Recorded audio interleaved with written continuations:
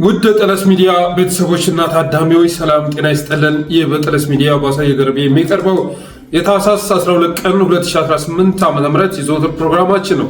እናም በዛሬው ፕሮግራማችን ልዩ ልዩ መረጃዎችን፣ ወቅታዊ ጉዳዮችን ይዘን ወደ እናንተ ስለመጣን ጠለስ ሚዲያን ሰብስክራይብ በማድረግ አብራችሁ ትቆዩ ዘንድ በአክብሮት ጋብዘን ወደ ዕለቱ ፕሮግራም እናልፋለን።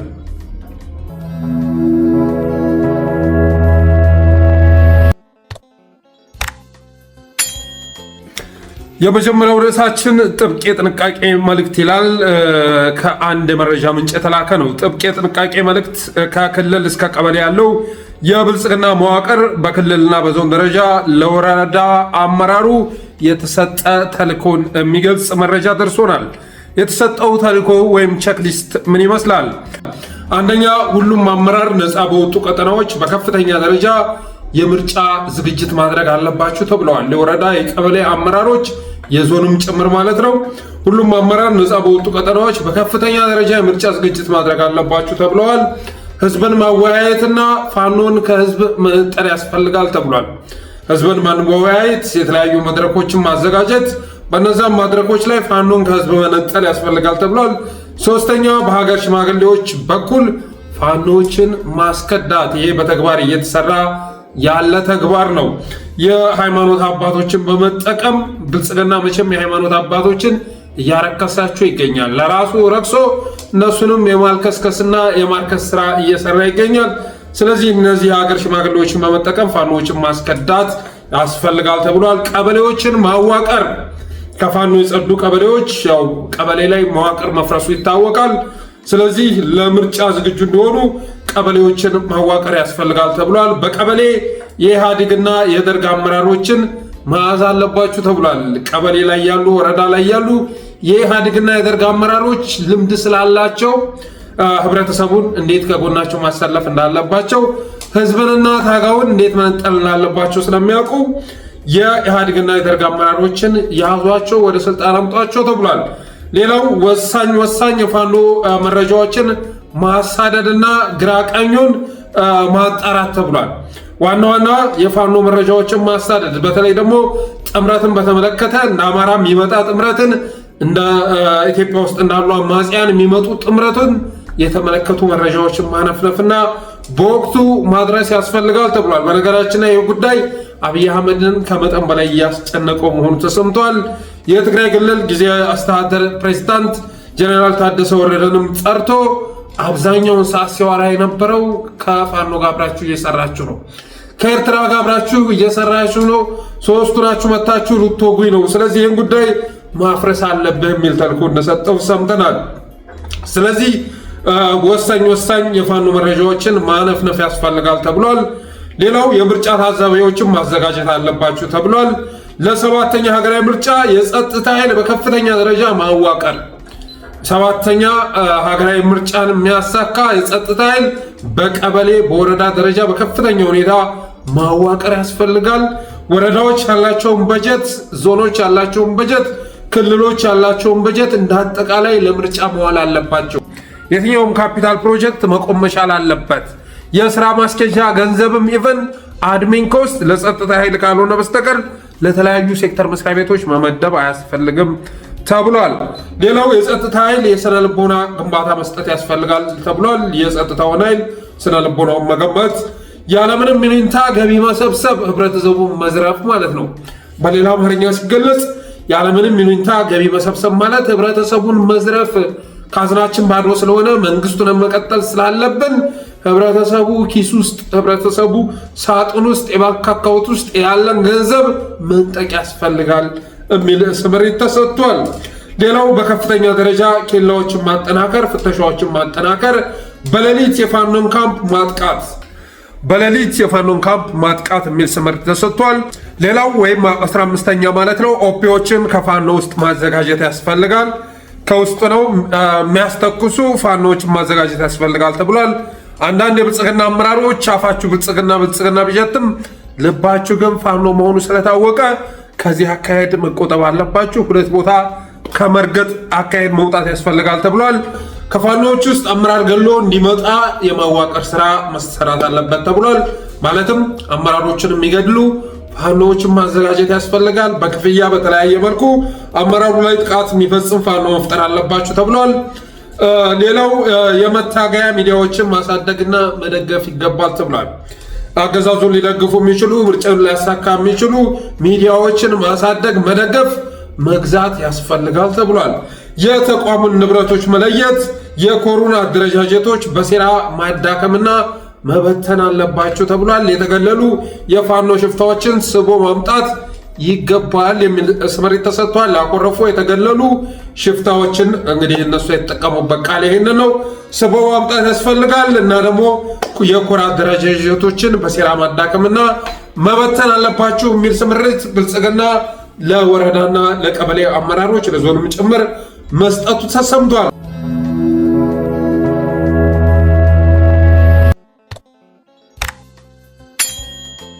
ሌላኛው የደረሰ መረጃ የአገዛዙ ልዩ ወታደራዊ መረጃዎችና ግምገማዎች በሚል ነው። ይህም ጥብቅ መረጃ ነው።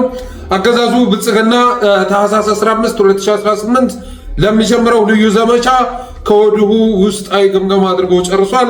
በግምገማው የተሻለ ጥንካሬ ያለ ብሎ የተመለከታቸው ነጥቦች አሉ በማለት ነጥቦቹ ተልከዋል።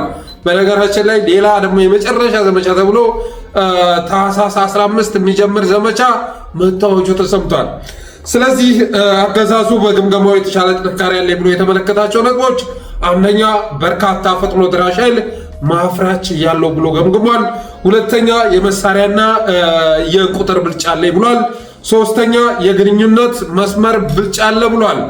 አራተኛ ከፋኖ በላይ ረጅም ሽፋን የሚሰጡ የከባድ መሳሪያዎች ወይም ደግሞ ፋየር ፓወር አለ ብሏል። አምስተኛ የፋኖ ወቅታዊ ውስጣዊ አንድነት መላላት በሚል እንደ ድል ጥንካሬ ገምግሞታል። የራሱ ጥንካሬ አድርጎ ገምግሞታል። የፋኖን ድክመት ማለት ነው።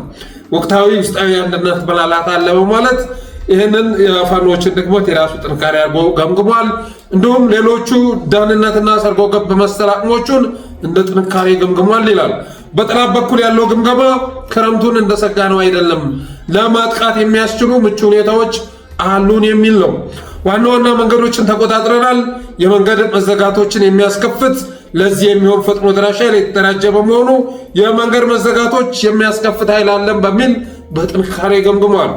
ሌላው አገዛዙ እንደ ድክመት ወስዶ የገመገማቸው ነጥቦች አንደኛ ምንነታቸው ያልታወቁ የፋኖ አዳዲስ መሳሪያዎች ጥቅም ላይ ሲውሉ መታየታቸው ተብሎ ተገምግሟል።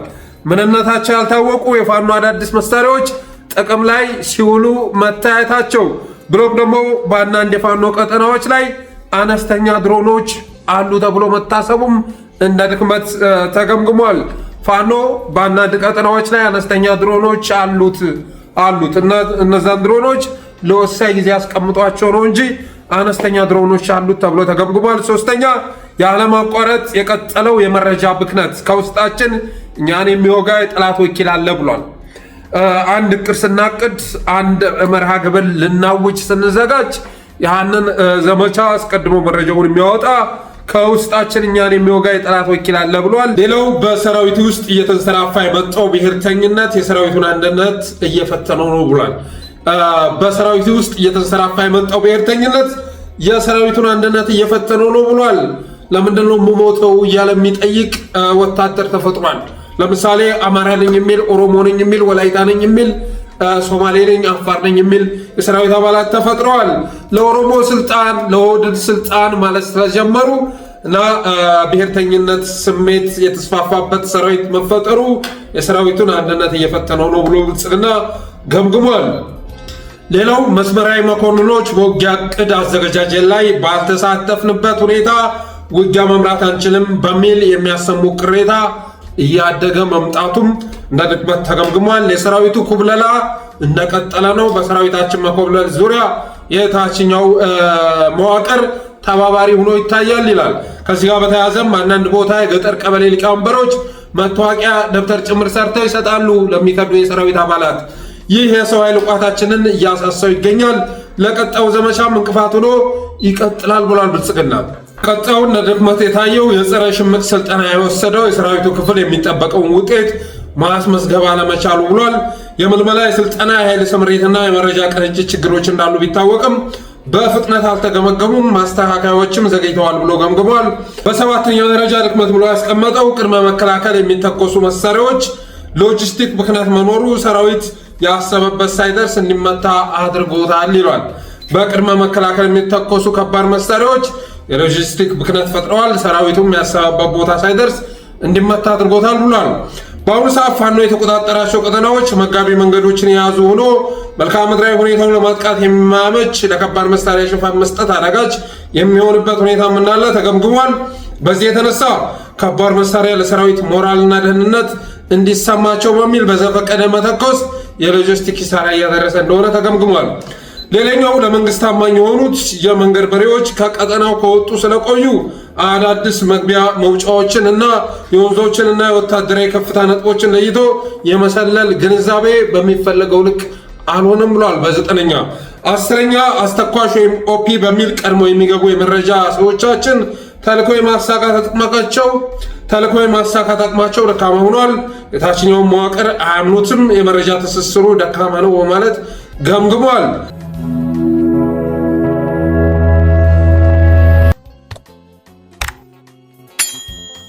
ለነዚህ ችግሮች መፍትሄ ብላ ያስቀመጡት ደግሞ አንደኛ መስመራዊና ከፍተኛ መኮንኖች ራሳቸውን የሚያምኑትን መዋቅር እንዲዘረጉ በማድረግ ከነሱ የመጣውን መረጃ ከፖለቲካ አመራሩና ከክልሉ የታችኛው የጸጥታ መዋቅር ከሚመጣው መረጃ ጋር አዋቅሮ በማመሳከር የውጊያ ማስተካከያዎችን እያደረጉ ዘመቻዎችን መምራት እንደሚገባ እንደ መፍትሄ አቅጣጫ መቀመጡን የደረሰን ወታደራዊ ጥብቅ መረጃ ያሳያል። ሌላው በተለይም በአዲሱ ልዩ ዘመቻ የክፍለ ጦር መሪና ከዛ በታች የኃይል መሪ የሆኑ መስመራዊ መኮንኖች አዳዲስ ስልጠና የወሰዱ ስልጠናቸውን በተኩስ በአካል ብቃት በወታደራዊ ሕግና ደንብ በሽምቅ ውጊያ ትምህርቶች ላይ የተደገፈ እንደሆነ የደረሱን ወታደራዊ መረጃዎች ያመለክታሉ። ይሁን እንጂ የታችኛው ሰራዊት አሁንም የለብ ለብ ወታደራዊ ስልጠና የወሰደ የተራራ ላይ ውጊያዎችን የማያውቅ መልክዓ ምድራዊ ፈተና ያለበት የጸረ ሽምቅ ውጊያ ልምዱ አነስተኛ ከመሆኑ በላይ የውጊያ ተሞክሮ የሌለው በመሆኑ አገዛዙ ያቀደው ልዩ ዘመቻ ሊሳካ እንደማይችል ይህኛው ዘመቻም እንደቀደሙት ዘመቻዎች ሁሉ በሰብአዊና ቁሳዊ ኪሳራዎች እንደሚደመደም ይጠበቃል ይላል የደረሰ መረጃ።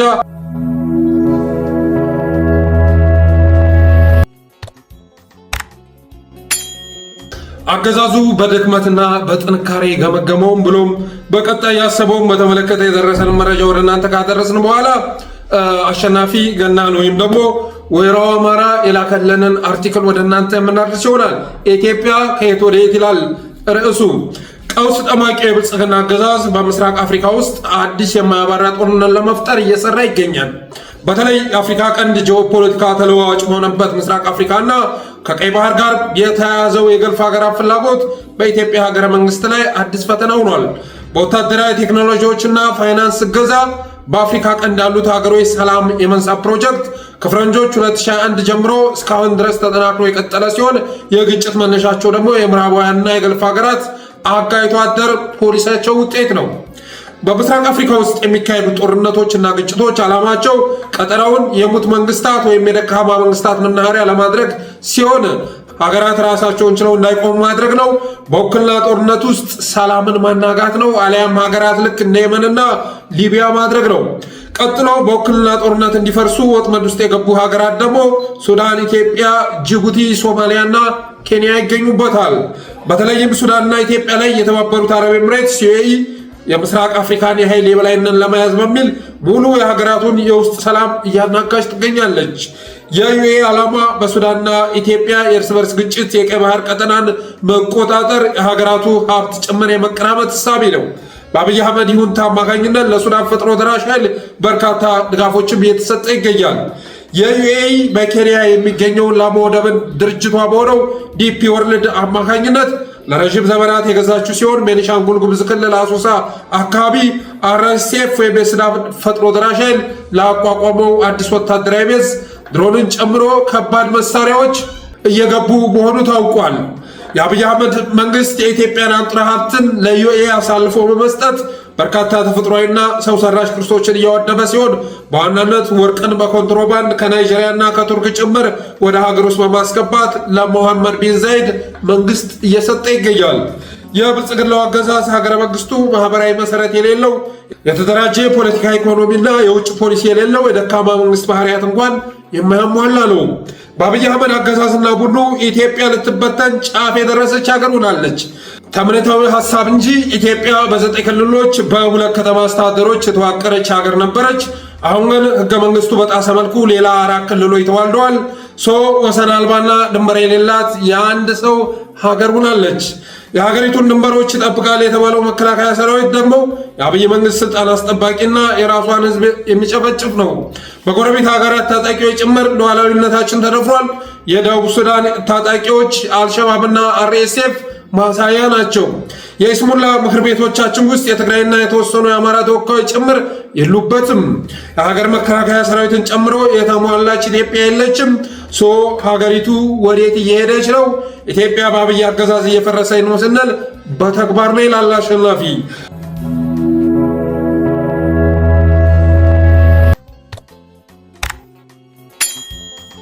ሌላኛው ርዕስ የወሎ ክልል ይመለከታል። የወሎ ክልል አጀንዳ ወደ መድረኩ መጥቷል። ባለፈው አባዱላ ገመዳ ከጋዜጣ ፕላስ ጋር ባደረገው ቃለ መጠይቅ ላይ አሰብ የወሎ ነው በማለት ተናግሮ ነበር። አሰብ የወሎ ነው ያለው አባዱላ ገመዳ ወሎስ የማን ነው ተብሎ ቢጠየቅ የኦሮሚያ ማለቱ አይቀርም በማለት ነው ፌስቡክ ላይ ሐሳባችንን አጋርተን ነበር። አሰብ የወሎ ነው ሲሉ አሰብ የኦሮሚያ ነው እያሉ መሆኑ ይታወቃል። ምክንያቱም ወሎን ሰሜን ኦሮሚያ የማድረግ እቅድ እንዳላቸው ግልጽ ነው። ሌላው የወሎ ነዳጅ ሊወጣ ነው ሲባል ከርሟል። አሰብ የወሎ ነው ከተባለ በኋላ ደግሞ የወሎ ነዳጅ ሊወጣ ነው።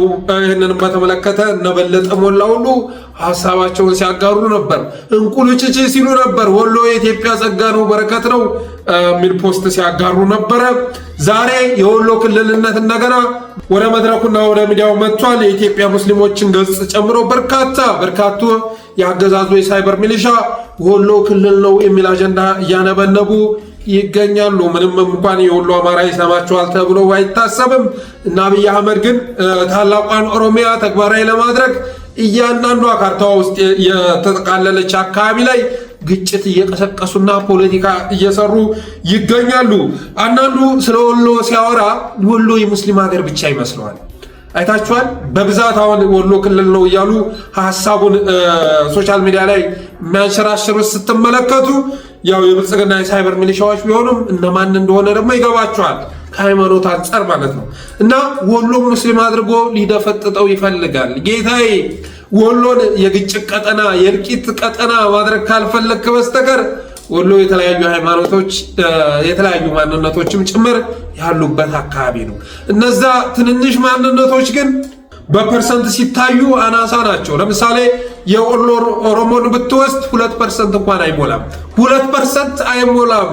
ያ 2% ነው አሁን ወሎን ከአማራ ነጥዬ ኦሮሚያ ውስጥ አስገባለሁ እያለ እየተነፋደፈ የሚገኘው። በተረፈ ግን ወሎ ደግሞ ኦርቶዶክስን በተመለከተ ትልልቅ የኦርቶዶክስ ቅርሶች እሴቶች ያሉበት ቦታ መሆኑ መዘንጋት የለበትም። የቅዱስ ላሊበላ ሀገር የላሊበላ ፍልፍል አብያተ ክርስቲያን ያለው ወሎ ላይ ነው። በገላውዴዎስ ጊዜ በአፄ ገላውዴዎስ ጊዜ ቤተ አማራ እምብርት ላይ የተሰራችው ተድባበ ማርያም የምትገኘው ወሎ ውስጥ ነው። የግሸን ግማደ መስቀል ጌታችን ኢየሱስ ክርስቶስ የተሰቀለበት ግማደ መስቀል የሚገኘው ግሸን ደብረ ከርቤ ላይ ነው። እነ ገነተ ማርያም የሚገኙት በግድግዳ ስዕሎቻቸው የሚታወቁት ገነተ ማርያም የሚገኙት ወሎ ውስጥ መሆኑ መዘንጋት የለበትም። ሌላው የገናዶ መስቀል የሼህ ሁሴን ጅብሪል መካነ መቃብር በእስልምና ስትመጣ ትልልቅ መስጂዶች ታሪክ ያላቸው መስጂዶች ያሉበት አካባቢ መሆኑ ግልጽ ነው። በማንነት ስንመዝን ደግሞ ወሎ ቤት አማራ ነው፣ የአማራዎች ትብት ነው። ጌታዬ ቤት አማራ ነው ወሎ። ይህንን ልትቀበለው ይገባል። ወሎን ኦሮማይዝድ ልታደርገው አትችልም። ምናልባት ኦህዴድ አሁን ላይ ምቹ የሆነ ስትራክቸር በመገንባቱ የተነሳ ዞን ላይ ያስቀመጣቸውም በማንነታቸው አማራዎች ባለመሆናቸው የተነሳ እነ አብዱ ሁሴን ያሉ ቅጥረኞች ወደ መንበሩ በማምጣቱ የተነሳ የግጭት ቀጠና የጦርነት ቀጠና ያደርገው ይችል ይሆናል። ከዛ ውጭ ግን ወሎን ወደ ኦሮሚያ ማስገባት በፍጹም አይቻልም።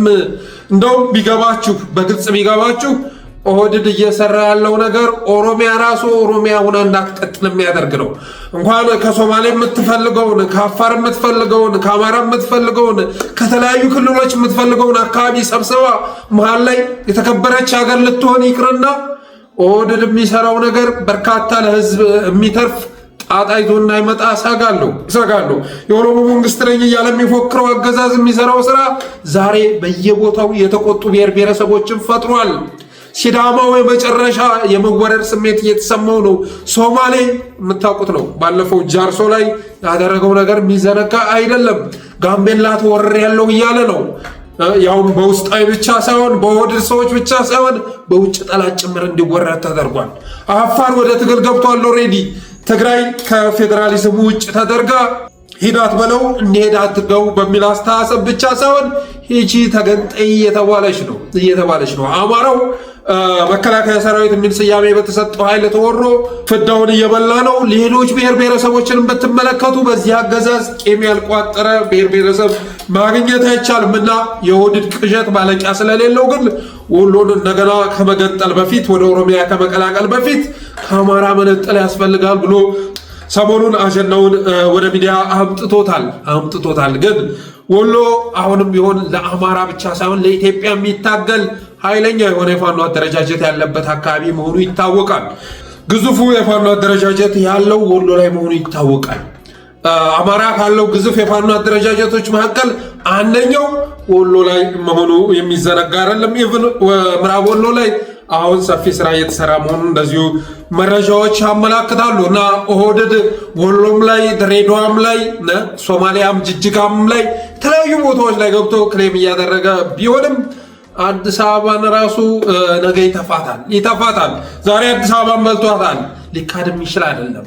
አዲስ አበባ በኦህዴድ ቁጥጥር ስር ወድቃለች፣ ኦሮማይዝድ ተደርጋለች። በብዙ ነገር ስትመዝኑ የአዲስ አበባ ህዝብ ያለምንም ጫጫታ ያለምንም ትግል ገብሯል። ግን አጋጣሚው ሲገኝ ደግሞ አዲስ አበባ ላይ የተሰበረ የመሰለው አዲስ አበባ ላይ አጥፍቼዋለሁ የተባለው በዲሞግራፊ ለውጥ እንዲበታተን የተደረገው በሙሉ ተሰባስቦ መምጣቱ የሚቀር አይደለም። ህገወጥ ድሃዎች ነበሩ፣ ህጋዊ ድሃ አደረግናቸው የተባሉ የሸገር ነዋሪዎች ቀን እየጠበቁ ናቸው። ከሚሴ ኦሮሞን ከወሎ አማራ ጋር ስታወዳድረው በፐርሰንት 2% ነው። ይገባሃል? አርጎባውን አምጥተህ ብትጨምረው ሁሉንም አምጥተህ ብትደምራቸው ከ2 ከ3% አያልፉም። 90% አማራ ነው። ስለዚህ ወሎ ቤት አማራ ነው እና ከአማራ ልትለጥሉት አትችሉም።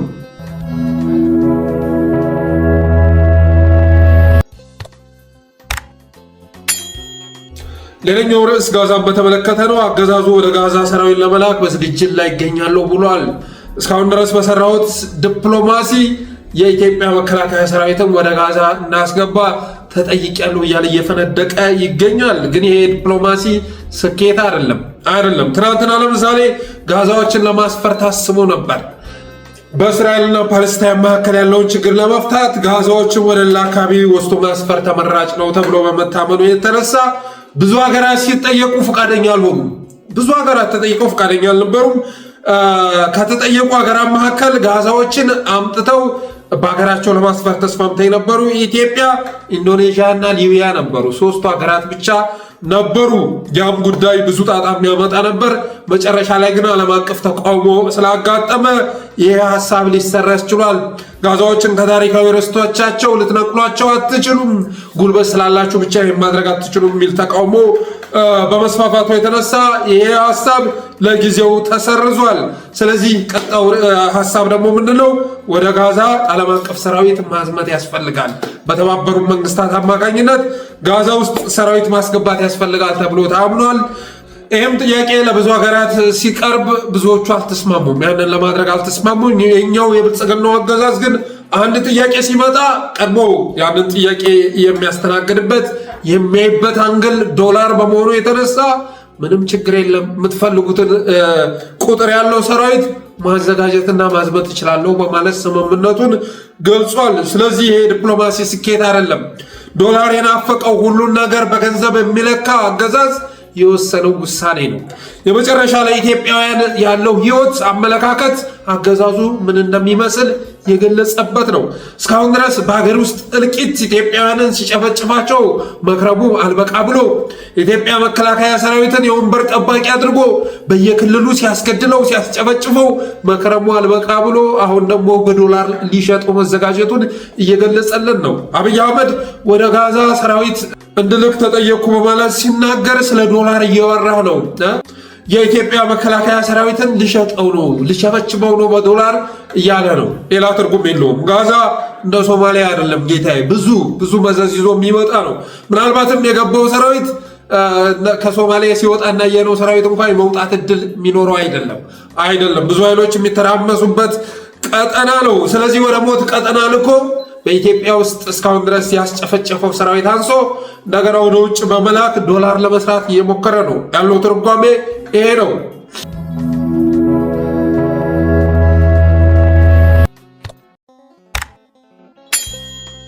ሌላኛው አጭር ርዕስ የብልጽግና ደጋፊዎችን ይመለከታል። አሁን ላይ በግልጽ ለብልጽግና ድጋፍ እየሰጡ ያሉ ባለሀብቶች ሌቦች መሆናቸው፣ አጭበርባሪዎች መሆናቸው እየተገለጸ ይገኛል። ስካመርስ መሆናቸው እየታወቀ ይገኛል። አንድ ባንድ ማለት ነው። ለምሳሌ መንሱር ጀማልን ብትመለከቱ የአብይ አህመድን መጽሐፍ ሁሉ ሲስም ታውታላችሁ። መጽሐፍ ቅዱስ እንደ መጽሐፍ ቅዱስ ቆጥሮ የአብይ አህመድን የመደመር መጽሐፍ ሲስም ታውታላችሁ። ኢሬቻን ቀይ ባህር ላይ እናከብራለን እያለ ሲናገር ነበር እና ከድጋፉ ጀርባ ያለው ምንድነው ተብሎ ሲጠራ ኮልፌ ላይ 2000 ካሬ ሜትር ቦታ ተሰጥቶታል ይላል። ኮልፌ ላይ ብቻ 2000 ካሬ ሜትር ቦታ ተሰጥቶት ነው። በእውነት ነው የምነግርህ። ይሄ ማለት በአብይ ዘመን መፈጠሬ ለኔ ትልቅ እድል ነው። እውነቴን ነው የምነግርህ። በፕራይም ሚኒስቴር ዶክተር አብይ አህመድ ዘመን መንሱር ኑሮ ስለ አብይ መናገር መቻል ለኔ ትልቅ ክብር ነው። አይ ላቭ ዩ ማይ ብራዘር። በጣም ነው የምወድህ። አገሬን ከፍ እንደምታደርግልኝ እርግጠኛ ነኝ። እኔ እኮ ሙስሊም ነኝ። በእስልምና እምነት ልንገርህ፣ እስልምና እኮ በድሮ ዘመን እንደ ኤንጂኦ ነበር የሚታወቀው። ዛሬ እኮ የሃይማኖት ተቋም ሆኖ እንደ ሃይማኖት ነው የሚከበረው እኮ። ከ140 በላይ መሬት እኮ ለሙስሊም ተሰጥቷል። የሚሰራው ጠፋ እንጂ ድሮ እኮ መስጊድ ለማግኘት ሙስሊም ይጮሃል እኮ። ዛሬ ግን መሬት አግኝተዋል። በማን? ይሄን ካልወደድክ ይሄን ካላከበርክ፣ ለዛ ነው ሶሻል ሚዲያ ላይ ሰውየው ስሙን መጥቀስ ስለማልፈልግ ነው ስለ ፕራይም ሚኒስቴሩ ስም እየጠራ ሲሳደብ ነፍሴን ነው የምሰጠው ያልኩት። በነገራችን ላይ እኔ ሙስሊም ነኝ። ለዲነል እስላምና ለአብይ ነው ነፍሴን የምሰጠው። አሁንም ደግሜ እናገራለሁ። በኮንፊደንስ ነው የምነግርህ። በእርግጠኝነት ደግሞ አብቹ በህይወት እያለ እቺ አገር ተቀይራ ይሄ ችግር አልፎ ይሄ መከራ አልፎ የምናመሰግንበት ወደፊት እንዲከፍ የምናደርግበት ጊዜም ደግሞ ይፈጠራል። እርግጠኛ ሆኜ ነው የምነግርህ። ዛሬ እኮ ወጣቱ ትውልድ ስለ አብይ ስትናገር እያለቀሰ ነው የሚያስረዳ። እውነቴን ነው የምነግርህ። ሌላኛው የብልጽግና ካድሬ አትሌት ሌሊሳ ፈይሳ ሲሆን ይህ አትሌት አሁን ላይ የብልጽግና የአብይ አህመድ ደቀ መዝሙር ሆኖ ሌሎቹን እየተናከሰ ይገኛል። ሶሻል ሚዲያ ላይ አብይ አህመድን የተቸን በመሳደብ በመዝለፍ የሚታወቅ ሰው ሆኗል። ምንድነው ምክንያቱ? የድጋፍ ምክንያቱ ተብሎ ሲጣራ ትናንትና አንድ መረጃ ወጥቷል። ጌታዬ ልደታ ላይ ብቻ 3750 ካሬ ሜትር ቦታ ተቀብሎ ነው ኢትዮጵያ አብይ ማለት የጀመረው አትሌት ሌሊሳ ፈይሳ ልደታ ላይ 3750 ካሬ ሜትር ቦታ ተቀብሎ ነው ለአብይ አህመድ ድጋፉን እየሰጠ ያለው። ስለዚህ አብይን ከሚደግፉ ሰዎች ጀርባ ያለው ጉዳይ ምንድነው ብለህ ስትጣራ የምታገኘው ጥቅም ነው፣ የምታገኘው መሬት ነው። በተመሳሳይ መልኩ በረከት ገበሬውም ትናንት አማራዎች በኩል ሲያርሱበት የነበረው መሬት ቀምተው ለእሷ እንደሸጡት የሚዘነጋ አይደለም። ለበረከት ገበሬዋ ሽጠውላን ነበር። በግብርና ዘርፍ ተሰማርታ ግን ሌሎች ነገሮችን ስታደርግ ነበር። ትናንት አብይ አህመድ የሚወደውን አጀንዳ በማውጣት አውሮፓ ላይ ድሮንን ጨምሮ በርካታ ከባድ መሳሪያዎችን የምንሸጥነን ባለቤቴ እንደዚህ አይነት ፍቃድ አለው በማለት በመሳሪያ ንግድ ላይ ለመሰማራት ጥረት ስታደርግ ነበር። የአብይ አህመድን ስስብልት ተረድታ ባለቤቴ ድሮን ላውንቸር ምናምን ትልልቅ ከባድ መሳሪያዎችን የሚሸጥ ካምፓኒ ያለው አውሮፓ ላይ። ስለዚህ አብይ አህመድ ሆይ ድሮን የምትፈልግ ከሆነ እኛ እንሸጥልሃለን። ኢትዮጵያውያንን የምገልበት ድሮን፣ ብሬን እና የመሳሰሉ ዘመናዊና ከባድ መሳሪያዎችን የምትፈልግ ከሆነ ልንሸጥልህ እንችላለን እያለ ስታግባባ ነበር። ድሮኖችን ሞርታሮችን ድረስ እስከ መሸጥ ድረስ በአውሮፓ ላይ ፍቃድ አለን ማለት ነው። ባለቤቴን አግብቼ ከሄድኩኝ በኋላ የኤቨን ኩባንያ 50% ባለ ሼር ሆንኩኝ። የግሌቭሬቨን የሚባል ኩባንያ ደግሞ 35% ባለ ሼር ወርኩኝ። በጣም ትልቅ ተርኖቨር ያላቸው ድርጅቶች ናቸው። የሴኩሪቲ ካምፓኒና ፕሮፐርቲ ማኔጅመንት ላይ ነው የሚሰራው። ፕሮፐርቲዎችን ይሰራል። በነገራችን ላይ ፍቃድ ያለን ፍቃድ ድሮኖችን ሞርታሮችን ድረስ እስከ መሸጥ ድረስ በአውሮፓ ላይ ፍቃድ አለን ማለት ነው። ድርጅታችን የዛ አውሮፓ ላይ ያለው ድርጅት ማንኛውንም ይሄ ተቃዋሚ ፓርቲ ሬብልስ የሚባሉትን አማጺ የሚባሉትን በፍጹም አያማክርም። የሚያማክረው እንደ መንግስት የተቋቋሙ አካላትን ብቻ ያማክራልና አንዱ ድርጅት ይሄንን ነው የሚሰራው፣ አንዱ ደግሞ ማንኛውንም ሴኩሪቲ ፕሮቫይድ ያደርጋል ማለት ነው። መጨረሻ ላይ ግን እስር ቤት አስገብተዋታል። በተለያዩ ወንጀሎች ተሰማርታ በመገኘቷ የተነሳ እስር ቤት ገብታለች። ዶላር በማዘዋወር ግብር በመሰወር እና የፌክ ቪአይፒ በማዘጋጀት በሚል በሶስት ወንጀሎች እስር ቤት አስገብተዋታል። ሌላኛው ባለሀብት ረዲ ዘለቀ ነው። ረዲ ዘለቀ ጅማን ገዝቶታል። በቅርብ ነው ከውጭ የመጣው። በፊትም የተወሰነ ሀብት የነበረው ሰው ነው። አሁን ላይ ኃይለኛ የአብይ አህመድ እና የሽመልስ ካድሬ መሆኑ ይታወቃል። ይህ ሰውዬ ያለው ምንድነው ተብሎ ሲጣራ ጅማን አባቴ ጅማ ላይ ሰፊ የሆነ ኢንቨስትመንት ቦታ እንደተሰጠው የደረሰ መረጃ ያመለክታል። ስለዚህ የብልጽግና ደጋፊዎች በግልጽ በተለይ ባለሀብት ነን የሚሉት የድጋፋቸው ምንጭ ነው ምንድነው ብለህ ስታስብ ርዕዮተ ዓለሙ ስለተስማማቸው የኢትዮጵያን ደህንነትና ሰላም ስላስከበረላቸው ምቹ የሆነ የስራ ኤንቫይሮንመንት ስለፈጠረላቸው ሳይሆን መሬት ስለሰጣቸው የሚዘርፉበትን እድል ስለፈጠረላቸው መሆኑ ይታወቅ ማለት እወዳለሁ። በተረፈ አብራችሁ ስለቆያችሁ አመሰግናለሁ። ጠለስ ሚዲያን ሰብስክራይብ በማድረግ አበረታቱን ብዬ ዛሬ ዝግጅቴን ቋጫለሁ። ክበሩልኝ።